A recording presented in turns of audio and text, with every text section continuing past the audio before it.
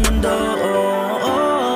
Kay daming pagsubok na aking pinagdaanan, pero palagi na pinapalagan.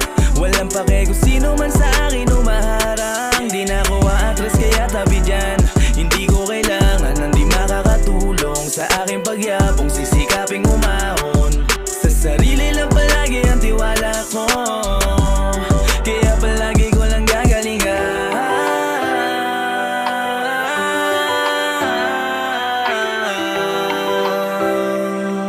Yeah. So I do it repeatedly, this is for my family. Palagla ng palagi, ilang beses man na magkamali. Kontento na ako kung ano mang meron ngayon, hanggang magbunga ang mga sinakripisyo noon.